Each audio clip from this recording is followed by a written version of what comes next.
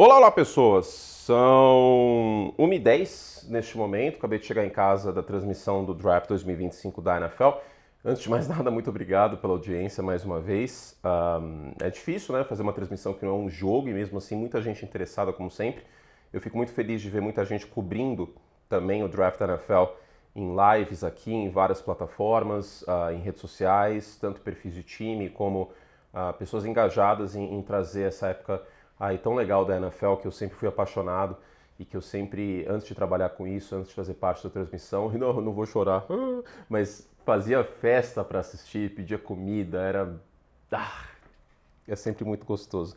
Então, para mim é um prazer chegar em casa e falar sobre o pós-draft. E é o nosso primeiro vídeo, é o início da nossa cobertura pós-draft. No pré-draft eu fiz mais de 30 vídeos aqui, contando vídeos abertos e vídeos também para os membros. Vamos juntos que vai ser aí um final de abril e um maio delicioso em relação a isso. Vou tentar fazer o máximo possível de análise por time.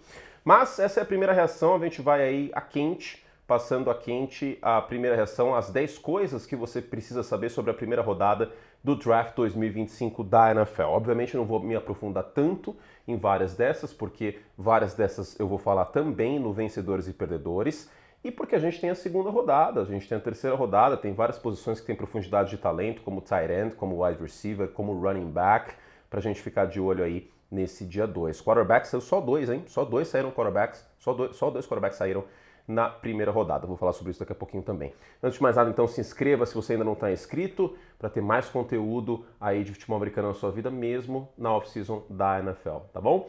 E claro, se você quer mais conteúdo, e amanhã vai ter um vídeo sobre os melhores jogadores ainda disponíveis na segunda rodada, assina o Like Plus, venham com a gente, ser membro desse canal é maravilhoso. Quando você vê um comentário com alguém com um troféuzinho ou uma bolinha, significa que essa pessoa é membro, e eu tenho certeza que ela está bem satisfeita.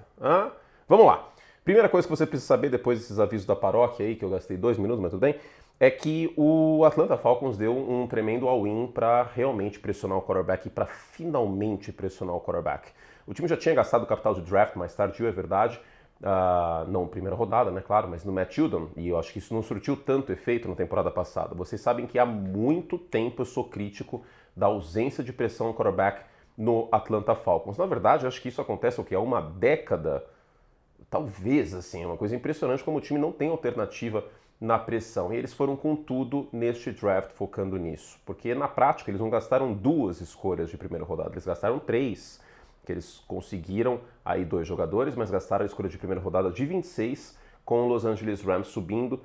Os Rams ou os Texans? O Narda falou... Enfim, mas foi na 25, 26 o que importa. Rams. E os Rams acabaram saindo muito bem nessa troca, porque acho que não tinha tanto valor ali para os Rams, os jogadores disponíveis. Los Angeles mandou muito bem. Engraçado que os Rams, eles não draftavam na primeira rodada, né? Eles de novo não vão draftar neste ano, mas agora eles terão 2 escolhas no futuro próximo. Será que é para pegar um quarterback no futuro, depois do Matt Stafford aposentar? Não sei. Vamos ver o que vai acontecer. Mas os Falcons estão dando all-in. Por que eles estão dando all-in? Porque a primeira escolha deles, no meio da primeira rodada, foi o Jalen Walker. O Jalen Walker, ele pode ser aquela vítima da síndrome do pato, de não saber o seu lugar. Se ele não for um bom edge rusher ou um bom linebacker, off-ball linebacker. Por que eu digo isso? Porque ele não tem tamanho para ser edge rusher e produção consistente na ponta da linha pressionando o quarterback. E quando ele jogou de off-ball linebacker no meio da defesa, muitas vezes ele fez leitura errada no jogo aéreo. Muitas vezes a rota passando atrás dele, ele está perdido, vai para frente, vai para trás, vai para o lado. Eu não gostei muito do tape dele, sinceramente, em Georgia. Tem seus momentos de atleticismo, de explosão. Os highlights dele falam bastante, mas o jogo me deixou com o pé atrás, sendo muito sincero. Ele estava, inclusive, no meu vídeo dos jogadores superestimados do draft, porque muitos analistas nos Estados Unidos colocavam ele no top 10 do draft. Eu não vejo dessa forma. Pode ser que eu queime a língua, tudo bem. Mas é um jogador que tem potencial, com muito atleticismo. Vamos ver como que o Raheem Morris vai lapidá-lo.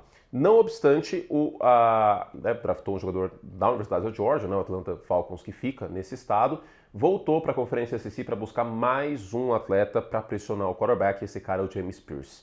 O James Pierce era o meu segundo edge dessa classe. Por que ele não saiu mais cedo? Por conta da questão do caráter dele, da personalidade, e muito time riscou o James Pierce do board pelo medo, pelo temor de que ele não tenha foco em ser um atleta, que ele não tenha determinação, foco, vontade e disciplina de ser um atleta no futebol americano profissional. Então, esse é um questionamento. Seja como for, o preço vai ser caro se isso der errado. porque a Atlanta draftou um cara que não é hoje nem linebacker nem edge rusher, e draftou um edge rusher que é muito bom, mas quando ele está focado. Se esses dois derem errado, são 3 escolhas de primeira rodada que vão pela janela. Agora, eu não posso criticar tanto isso assim, porque finalmente a Atlanta se mexeu por um edge rusher, então não é a pior decisão do mundo. É muito melhor isso do que precisar de um edge rusher ano passado, ter pago Kirk Cousins e ter draftado o Michael Penix, né? Então os Falcons podem se colocar aí numa situação bem delicada e os pés pelas mãos. Vamos ver o que vai acontecer no futuro próximo. A segunda coisa que você precisa saber é que o Shedeur Sanders, ele caiu para a segunda rodada e merecidamente. Ele nunca foi um prospecto de topo de primeira rodada. Eu fiz um vídeo e eu vou abrir esse vídeo para muita gente que está interessada, talvez mais para frente, vamos esperar ele ter um time, mas eu fiz um vídeo para os membros, analisando, dissecando o Shedeur Sanders, e o título é Shedeur Sanders não me empolga. E no final das contas ele não empolgou a NFL inteira. Eu não acho que é simplesmente um temor da bagagem, porque o Shedeur Sanders vem com o pai, os dois são mala, enfim, eu não acho que é isso a questão. Aliás, bagagem e mala, ficou engraçado dizer isso, né? Eu acho que a questão é que simplesmente ele não é um bom quarterback, ele não é um excelente quarterback. A minha comparação é, saindo do college, o Ted Bridgewater, que foi escolhido tardiamente. A minha comparação com um quarterback da NFL hoje é um híbrido de Jimmy Garoppolo com o Geno Smith. E talvez o Geno tenha um passe em profundidade melhor que o Shedeur Sanders hoje. Ele é preciso, só que ele não é veloz como o pai, ele não tem um braço forte. Eu não acho que ele vai ser um quarterback top 5 um dia. Mas vai gastar uma escolha de primeira rodada nisso? E para completar, as entrevistas dele no Combine, reza a lenda, não foram das melhores. Esse processo começou lá atrás, com o Deion Sanders metendo louco, dizendo que, alguns times aí, vamos ver se eles vão draftar o Shedeur Sanders ou não. E aí foi passando o tempo, o Deion Sanders já foi tipo, acho que a situação não tá tão legal assim para meter esse louco. E no final das contas, o filho dele caiu para a segunda rodada, perdeu muito dinheiro nesse processo, tá? Perdeu aí 7 dígitos, tá? Muitos milhões de dólares por conta dessa queda. Vamos ver quem escolhe o Shedeur Sanders na segunda rodada. Lembrando que Cleveland pode escolher o Shedeur Sanders na escolha 33, que é a primeira da segunda rodada, mas não terá a opção de quinto ano. Terceira coisa que você precisa saber é que Howie Roseman é o melhor general manager da NFL. Howie Roseman é o patrono do partido níquel. Mais uma vez, ele mostrou ao mundo por que o draft é sobre valor. Mas vocês não podem criticar o general manager antes do jogador entrar e papapó, porque a gente não sabe. Curioso, né? O Howie Roseman, ele faz draft sobre valor ano após ano e dá certo. Será que só ele sabe? Não. Ele monta boards com base em valor, ele montou um grande elenco e ele reforça esse elenco sem forçar, sem dar reach, sem forçar amizade. Ano passado o Quinn Mitchell caindo, o melhor cornerback do draft, show, vamos atrás dele. Cooper DeJean caiu para a segunda rodada, um jogador que é um playmaker, tem interceptações no college fantásticas, plou, vamos pegar ele. Nakobe Dean caiu, vou lá, pegou ele. Jihad Campbell caindo, show de bola, vamos pegar ele. Agora o Vic Fangio, que sempre precisou de bons linebackers em sua defesa, ele vai ter o Zach Baum, que foi o melhor linebacker da NFL no ano passado, com contrato renovado, e o Jihad Campbell, que é o melhor linebacker desse draft e caiu para a escolha 31. Muito bom, muito bom. Parabéns aí, NFL. Menção rosa para os Ravens, hein? Eric DeCosta também faz um grande trabalho. Mas o Howie Roseman é isso, gente. Ele sabe que o draft é sobre valor e ele aprendeu isso e mostrou isso faz muito tempo e ano após ano o patrono do Partido Níquel mostra que o draft ele não é ciência exata, mas você pode valorizar suas escolhas. E mais uma vez isso aconteceu. O Jihad Campbell pode dar errado? Pode dar errado. Um linebacker muito atlético, que o processamento mental tem que melhorar, ok. Mas mais uma vez ele maximizou o valor da sua escolha. A quarta coisa que você precisa saber é que a escolha que eu menos gostei da primeira rodada foi o Tyler Booker para Dallas na escolha número 12. É um prospecto de final de primeira rodada, é um guard que é uma carência dos Cowboys, queira ou não, né? Porque o Zach Martin aposentou, mas é um guard de final de primeira rodada, que não é um guard muito móvel, você não vai ver constantemente ele no segundo nível. E Dallas tem outros BOs, né? Dallas tem o wide receiver para resolver, tem o running back para resolver, tem a escolha 44 agora na segunda rodada, pode ser que pegue um wide receiver ou um running back, mas eu achei um pouco cedo para pegar o Booker. Eu achei que foi um reach, honestamente. E Dallas corre o risco de começar a ficar para trás, hein? Nessa divisão. Se os Giants acertarem a casinha, porque Commanders já acertaram e os Eagles são atuais campeões. Eu não achei uma escolha de muito valor, honestamente. Eu prefiro o Zabel como guard, como jogador de interior de linha ofensiva. Pode ser que eu esteja errado, né? Claro. mas eu honestamente não fiquei muito feliz. E sabe quem não ficou muito feliz também? Micah Parsons. Nessa altura do campeonato você já deve ter visto a reação do Micah Parsons na escolha dos Cowboys. Ai, Jerry Jones. Enfim. Quinta coisa que você precisa saber é que Bears e Packers se reforçaram e formam uma corrida armamentista de skill players na NFC Norte. O Chicago Bears trouxe o Colston Loveland, que pode ser o Sam Laporta do Ben Johnson no Chicago Bears. O Sam Laporta caiu para a segunda rodada muito por questão de não ser um grande bloqueador. O Colston Loveland também não é um grande bloqueador, mas ele em campo aberto e ele na red zone é sacanagem de bom, hein? O que esse cara jogou no ano de título de Michigan. Ano passado foi atrapalhado por lesões e por 280 quarterbacks que jogaram por Michigan, mas com o J.J. McCarthy ele foi muito bem e é um tight end que pode ser o melhor amigo do Caleb Williams. Ah, mas tem o Cole Kmet. Nada impede. Ele jogou bastante no slot em Michigan, tá? Então esse ataque dos Bears no papel fica bem interessante. Agora tem que ver, claro, como que vai ser a situação. Mas o Ben Johnson encontrou o seu Sam Laporta, não encontrou o seu Jahmyr Gibbs. Pode ser que seja o DeAndre Swift, não sei, mas o seu Sam Laporta ele encontrou. E os Packers, pela primeira vez em muito tempo, e o Aaron Rodgers deve ter ficado feliz pra cacete assistindo isso, né? Tipo, olhando assim, quando eu não tô lá, vocês fazem isso, né, seus bandos de filha da... E aí eles foram lá e escolheram o Matthew Golden, que é o cara que eu gosto bastante, extremamente veloz, foi o wide receiver mais veloz no tiro de 40 jardas do Combine. Ele não é tão alto, tem 1,80 m, mas é um cara que pode fornecer big plays para os Packers. Talvez no primeiro momento ele não seja um wide receiver número 1 aí em Green Bay, mas ele tem ferramentas diferentes do que a gente tem nos Packers. E vale lembrar que o Christian Watson machucou no final do ano passado, eu já destaquei isso, é um cara que esticava bastante o campo verticalmente, e ele machucou e o Jordan Love sentiu isso no final do ano. Gostei do trabalho de Bears e Packers, aí a rivalidade mais histórica da NFL, o torcedor dos Packers vaiando, falando que inclusive quem que foi? Foi o Clay Matthews, não sei, que mostrou que Bears still suck, mas vamos lembrar que o Cairo Santos mostrou que isso não aconteceu na semana 18 do ano passado, né? Enfim, um beijo, torcedor dos Packers, nossa rivalidade é maravilhosa. Ó, sexta coisa que você precisa saber, que eu imaginava, e acho que todo mundo, que o Denver Broncos iria com um jogador ofensivo, seja o Marion Hampton, seja um wide receiver, e eles surpreenderam indo com o Jadel Barron, que é um cornerback muito, muito instintivo, marcou muito bem usando na marcação em zona, jogando por Texas no ano passado. Muita gente tinha o Will Johnson à frente dele, mas o Barron é um jogador muito, muito interessante. Sobretudo porque ele não vai precisar ser o principal cornerback desse time. Vai continuar sendo o Patrick Surtain, que é o principal cornerback da NFL. É o melhor da NFL. E aí você tem uma defesa em potencial em Denver, o que você precisa saber é que a defesa dos Broncos pode ser a melhor da NFL na próxima temporada. Você ainda tem o Zach Allen, você ainda tem o Nick Bonito, e você tem o Dre Greenlaw chegando, que precisa ficar saudável, o Talanoa Hufanga, o Patrick Surtain. Cara, que defesa. Tem o Riley Moss ainda, que eu acho que é um bom complemento na secundária. Que defesa interessante que o Denver Broncos vai ter nessa próxima temporada, irmãos. Vai ser legal ver o Denver Broncos jogar, hein? No lado defensivo. Patrick Mahomes e Justin Herbert se preparem. Olho em Denver, eu vou falar mais sobre Denver mais pra frente. Vamos ver o que eles vão fazer de running back, né? Porque ainda é uma carência. A sétima coisa que você precisa saber é que a troca do Travis Hunter pode ser uma troca que só tem vencedores. Isso pode acontecer. O Travis Hunter é o melhor prospect desse draft, ele é o melhor wide receiver desse draft, ele é o melhor cornerback desse draft.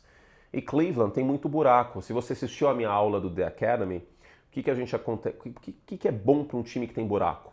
Trocar para baixo, acumular escolhas. Porque você tem muito buraco, troca para baixo. Eu sei que ele é ambivalente, joga nas duas unidades, ataque e defesa, mas só ele não ia resolver. Troca para baixo, acumula escolha. Nem que seja para ter essas escolhas no futuro e pegar um quarterback para resolver a situação aí do Deshaun Watson, é a zona de quarterback que é hoje o Cleveland Browns. Troca para baixo. Eles foram lá e fizeram isso. Então Cleveland sai vencedor, na minha visão, por conta disso, e pegaram o Mason Graham, que é um tremendo prospecto para o meio da linha defensiva. Ao mesmo tempo, você tem uma secundária do Jacksonville Jaguars que teve os seus soluços nas últimas 2 temporadas em passe em profundidade, e você tem um ataque no Jacksonville Jaguars que precisa de ajuda do Trevor Lawrence. Né? Não estou falando que ele é um coitadinho, tadinho do Sunshine, tão lindinho o cabelo dele, ele não tem ajuda. Não, não é isso. Ele tem muito BO na conta dele, muito passe no perímetro que ele errou. Já falei bastante sobre isso, não vou dissecar mais, acho que não precisa. E a gente tem o Travis Hunter nos dois lados da bola, então todo mundo sai ganhando em potencial. Até porque o Hunter, ele sai de uma situação de jogar com o Deshaun Watson, ou sabe Deus quem vai ser o quarterback dos Browns na próxima temporada, para jogar com o Trevor Lawrence, que beleza, pode não ter sido o Trevor Lawrence que a gente imaginava que seria, mas ele não é um quarterback ruim, e ele é um quarterback certamente melhor que o Deshaun Watson. Então, eu acho que essa pode ser uma troca com muitos vencedores, tá? E pode ser que todo mundo saia feliz por conta disso. A oitava coisa que você precisa saber é que o Jackson Dart fez mais sentido para o New York Giants do que o Shedeur Sanders. Por quê? Porque o Jackson Dart, ele dá esperança para os técnicos dos Giants e para o General Manager, para o Brad Zabel e para o Joe Schoen. Porque ele tem agora o salvo-conduto, esses dois, de ele teve tanto play action e run pass option no college, a gente precisa lapidar ele. E aí, neste ano, o titular vai ser o Russell Wilson de Omara. Tudo bem, né? O Jackson Dart quebrou os recordes do Eli Manning em Ole Miss. Tá tudo bem, né? E aí, 2026 a gente vê. Ou seja, deu uma estabilidade de emprego pro Joe Schoen e para o Brian Daboll de 2 anos, tá? Porque eles não vão ser mandados embora depois dessa temporada. Acabaram de escolher um quarterback. Quando você escolhe um quarterback na primeira rodada, você ganha uma certa estabilidade. Agora, não é só por isso que ele faz mais sentido. É essa questão do arranjo e o teto do Jackson Dart é maior. O quarterback que o Jackson Dart pode ser é melhor, na minha visão, do que a melhor versão do Shedeur Sanders. É um quarterback que soltou o braço, 10 jardas por passe na temporada passada, que corre com instinto, que corre com vontade. Ele hoje seria um Josh Allen Kids. Não me entenda mal, tá? Porque não tem como comparar um quarterback com o Josh Allen, mas seria meio que um Josh Allen Kids, no perfil todo. Mas precisa de muita lapidação. E eu falei isso justamente porque o Brian Daboll treinou o Josh Allen e porque o próprio Jackson Dart tem como ídolo o Josh Allen. Mas precisa de muita lapidação no pós-snap. Quase metade dos passes dele foram primeira leitura, quase metade dos passes dele run pass option, play action. Mas eu gostei da escolha para os Giants. Eu acho que é bem mais interessante para o futuro do que o Shedeur Sanders. A nona coisa que você precisa saber é que o Pittsburgh Steelers, mais do que nunca, é refém de Aaron Rodgers. Eu não achei a escolha do Drake Harmon ruim, muito pelo contrário, um jogador que eu gosto, e defensive tackle é uma carência do time. Mas Mason Rudolph é o quarterback dos Steelers neste momento, se não for o Aaron Rodgers. Eu acho difícil que Pittsburgh drafte um quarterback na segunda rodada. Pode ser que ainda seja o Shedeur Sanders? Pode. Rumores que o Mike Tomlin gosta dele. Isso ainda pode acontecer. Mas terminada a primeira rodada, neste momento, o Pittsburgh Steelers é refém do Aaron Rodgers para a temporada de 2026, porque não tem condições de ir para a temporada com o Mason Rudolph. Tem uma wild card aí que é o Kirk Cousins. O Kirk Cousins pode ainda ser trocado e ele teria que tirar a cláusula de não troca dele, e eu acho que ele só faria isso para um time que não draftar um quarterback. E Pittsburgh poderia ser o caso. Então não descartem Kirk Cousins no Pittsburgh Steelers, não descarto isso 100%. Mas o Aaron Rodgers ganhou um pouquinho de poder de barganha, queira ou não, depois do primeiro dia de draft. Não descarto também, claro, o Shedeur Sanders na segunda rodada, isso ainda pode acontecer. E por fim, a 10ª coisa que você precisa saber sobre a primeira rodada é que o Jim Harbaugh está indo no contrafluxo da NFL. A gente tem como predicado principal no futebol americano hoje o jogo aéreo. Só que, ao mesmo tempo, houve um império contra-ataca das defesas da NFL em meados da era Patrick Mahomes, e você deve se lembrar que eu falo isso faz muitos anos, antes de muita gente nos Estados Unidos está falando isso, eu estou falando isso aí no ESPN League antes da pandemia, durante a pandemia, agora nem lembro quando foi, que é usar mais casco com 2 safeties no fundo do campo. E aí você tira um pouco um passe em profundidade, mas se você tem 2 safeties no fundo do campo, significa que o jogo terrestre pode ser mais eficaz, porque você tem um jogador a menos perto da linha, tem 2 lá no fundo. E aí os times estão correndo um pouquinho mais com a bola nessas últimas temporadas, né, do que a gente viu em 2018, 2019. E passando menos em profundidade também. E o Jim Harbaugh está indo nesse contrafluxo.